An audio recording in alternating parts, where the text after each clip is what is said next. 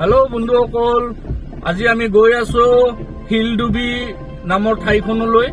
আজি আমাৰ লগত আছে মোৰ ভাতৃসম অংকুৰ ৰাভা। মোৰ পিছপিনে আছে ৰেখলিছ মমিন আৰু এজন মোৰ ভাইটি আছে। ভাইটিৰ নামটো কৈ দিয়া। ৰমেন্দ্ৰ ৰাভা। তেতিয়াহ'লে আহক বন্ধুসকল, আমি মালাং শিলডুবি নামৰ সেই ঠাইখনলৈ গৈ তাৰে গোটেই পৰিৱেশটো আপোনালোকক দেখুৱাৰ কাৰণে চেষ্টা কৰিম। আৰু আপোনালোকে এই শিলডুবিলৈ আহোঁতে আপোনালোকে চুকুনীয়া হৈ আহিব পাৰে।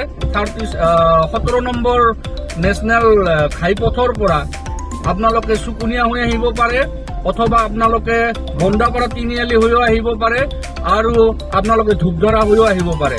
তেতিয়াহ'লে আহক আমি মালাং শিলডুবিৰ সেই বিশেষ ঠাইখনলৈ গৈ থাকোঁ।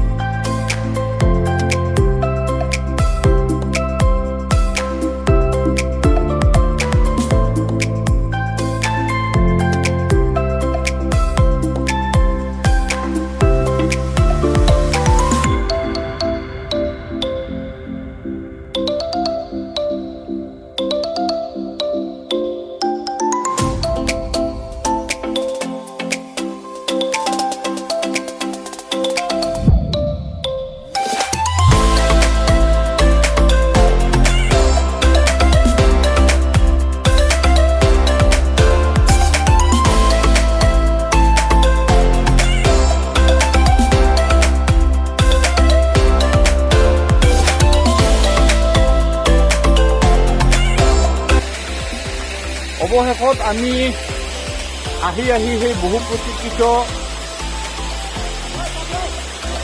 মালাং শিলডুবি নামৰ সেই ঠাই জলপ্ৰপাত থকা সেই ঠাইখনত আহি উপস্থিত হলোহি।